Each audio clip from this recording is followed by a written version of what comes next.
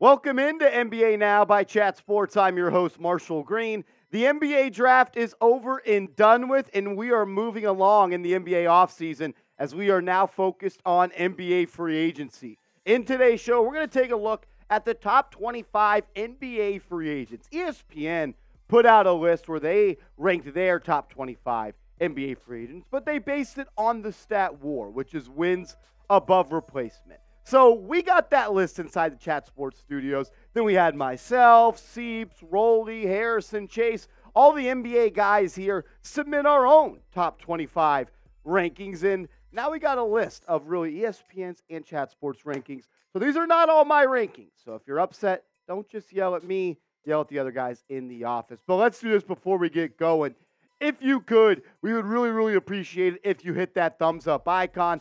Our bosses said we wouldn't be able to get to 300 likes on today's video, and that was upsetting. I love being doubted. The chip on my shoulder continues to grow every day. Let's prove them wrong. If you love the NBA and you want more NBA videos, hit that thumbs up icon right now. So between the Chat Sports and ESPN rankings, we had Kyrie Irving as the number one free agent going in to July 1st, an NBA free agent. Really, June 30th opens up next Friday. He is an unrestricted free agent, and he is free to sign wherever he wants. No doubt Kyrie is one of the best players in the NBA. You just kind of got to ask yourself, is he a winning player at this point anymore? I mean, seems like everywhere he goes, really just turmoil and trouble follows the guy. But he was good in Dallas in the limited sample size. The record didn't reflect it, but he's giving you 27 points, 6 assists on elite efficiency. Irving, still one of the best bucket getters in the NBA at that guard spot. The second player we got on today's list is James Harden, and he does have a player option for this upcoming season with the Philadelphia 76ers. That is expected to be declined, and he is going to test free agency. We've heard rumors that the Houston Rockets could be a destination. We've heard about the Los Angeles Lakers. We've heard about the Phoenix Suns, which doesn't sound too likely. We even heard about the New York Knicks at one point. They were the betting favorite to sign James Harden in NBA free agency. He's been good in Philly, I would say. I wouldn't say he's been great at all, and especially not in the postseason, but Harden is still a key piece in the NBA, and the Sixers are definitely going to miss him if they lose out on him. Number 3, we got Fred VanVleet, the unrestricted free agent as well. He had that player option. He turned it down. Now he's an unrestricted free agent, and he's really one of the top guys left in NBA free agency. Last year, great raw numbers, right? 19 points per game, 7 assists, but only 39% from the floor and 34% from three.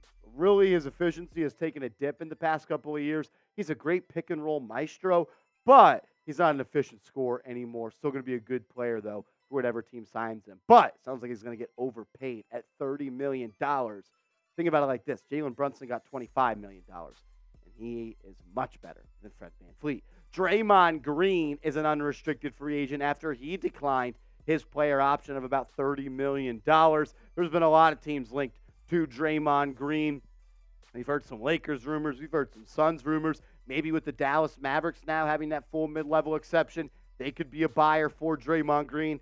I think he's going to want to go to a contender. And I think the Golden State Warriors are still the betting favorite for Draymond Green. Brook Lopez, the big man for the Milwaukee Bucks, also an unrestricted free agent.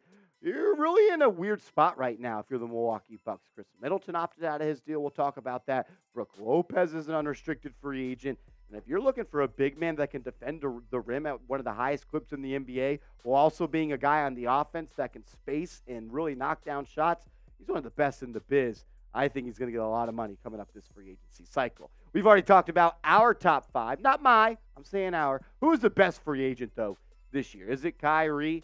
Is it James Harden? Is it Draymond Green? Who is it, the best free agent this year? I want to hear from you down below. I'll tell you this much. I did not have Nikola Vucevic as my 6th best NBA free agent, but based on the rankings that we got here, that's what the results are. Vucevic is a solid player. No doubt about it. He's a good offensive player. He can score all over the court. It's the defensive intangibles that kind of just, I guess, frustrates you as a fan. Reports are coming out via the Chicago Bulls and the beat reporters in that area that they intend to re-sign him. So it sounds like Vucevic is heading back to the Windy City, and he's going to be wearing the red and black as a member of the Chicago Bulls again. But if you want an offensive big, Vucevic, one of the top of this free agency class. One of my favorite players in this class, but I don't have him at number 7, is Dante DiVincenzo, the Big Ragu. Shout out to Big Tex, OG Big Tex. But DiVincenzo's a do-it-all player. I'm a big fan of the Villanova Wildcats. Man, all of those guys seem to just be winning players in the NBA. There's been rumors that there's a lot of love for DiVincenzo inside the Knicks front office. So if you're a Knicks fan, keep your eyes on Dante DiVincenzo, being a New York Knick and joining Josh Hart and Jalen Brunson.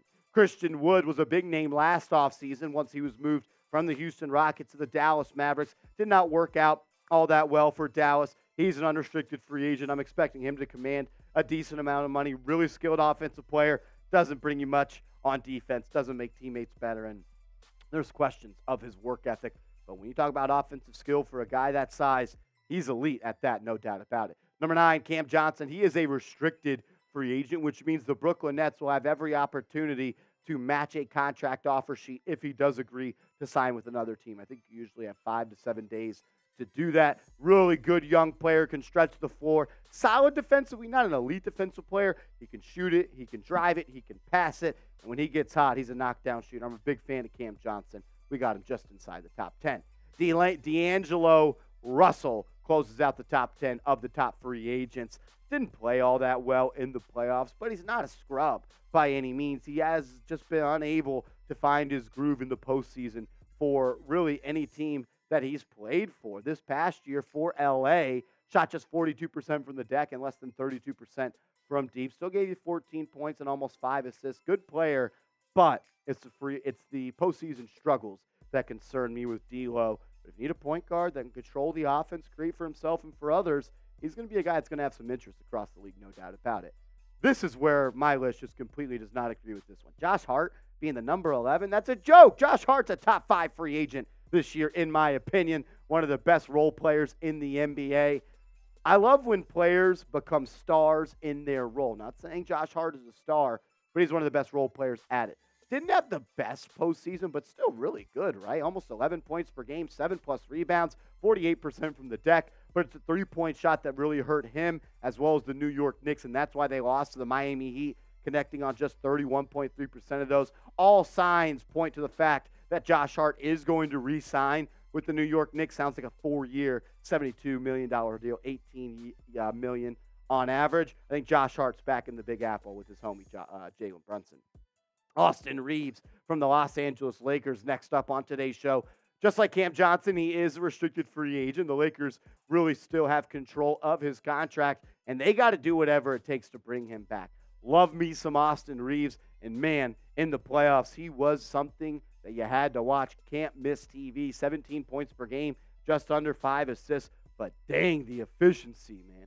That's what you're looking for. A hyper scorer, a guy that gets a lot of shot ups, but when you're connecting at 46% from the field and 44% from beyond the arc, you're good to you got the green light. And that's what Austin Reeves did, and I think he's going back to the Lakers.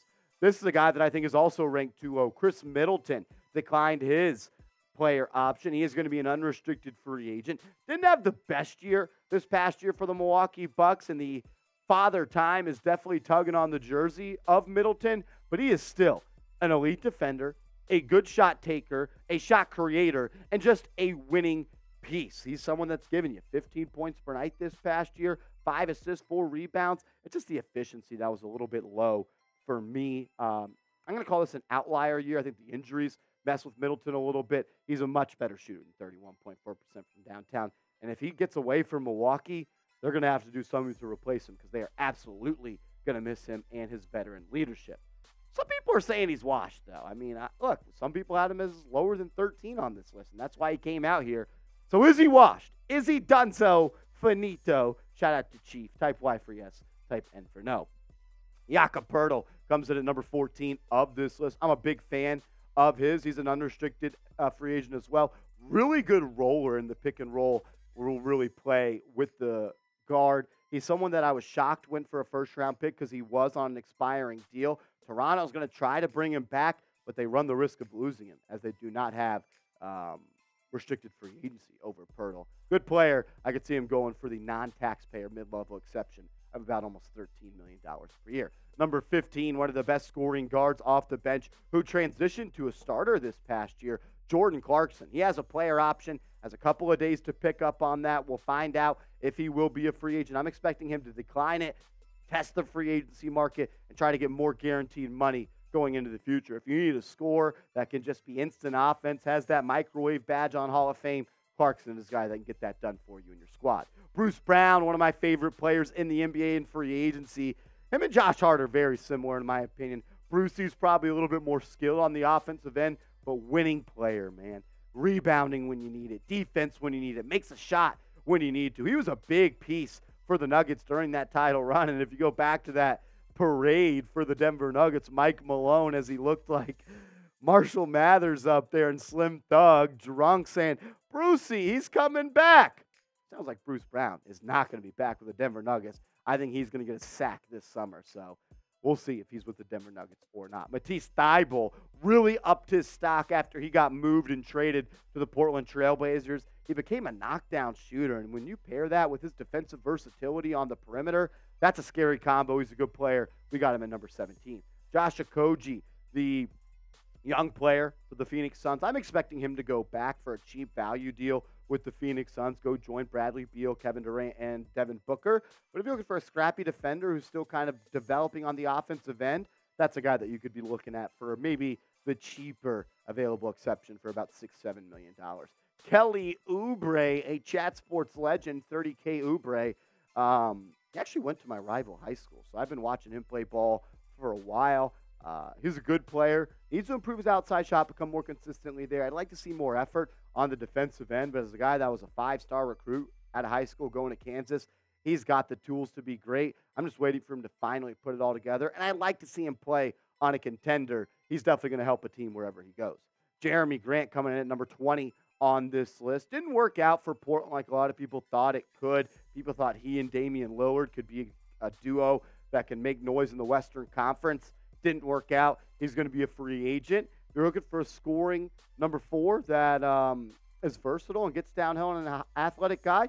Jeremy Grant is a player that your team could target. Naz Reid, a guy that's picking up a lot of juice going into free agency. And it's because we're starting to see teams really fall in love with these big men that can stretch the floor, but not only do that, create their own offense a little bit. He's got a little bit of a handle. He can get downhill, finish around the rim, and he can step out and hit it from the outside consistently. 34, 34, 35, and 33% for Naz Reid the last couple of years, and that's on like 3 attempts per game. So he's the guy that defenses definitely have to account for. Russell Westbrook coming in at number 22 on our top 25 free agents here inside the Chat Sports Studios. I am very intrigued on where Russell Westbrook is going to go. Does not sound like the LA Clippers are a possibility.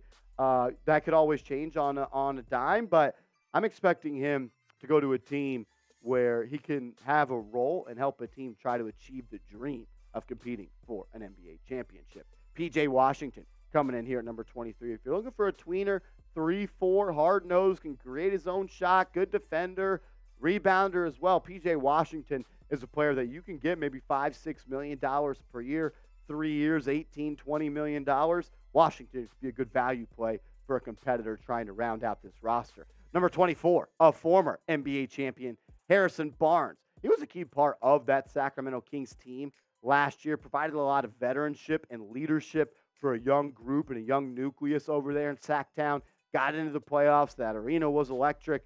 But if you want a veteran scoring wing, Harrison Barnes could be your cup of tea. Last guy we're going to talk about in today's show is Patrick Beverley. I don't even know what to say about Patrick Beverley because I respect his game. But, like, when I listen to him talk, it kind of upsets me. It's like Karl Anthony Towns, a.k.a. Big Purr. The more I hear him talk, the more he upsets me. But he's a winning piece. Looking for a scrappy defender, knock down some shots, locker room guy. Pat Bev could be one of your first or second guards off the bench. We're going to close out today's show asking you guys a question, though. Who do you want your team to sign in NBA free agency? Give me a name down below.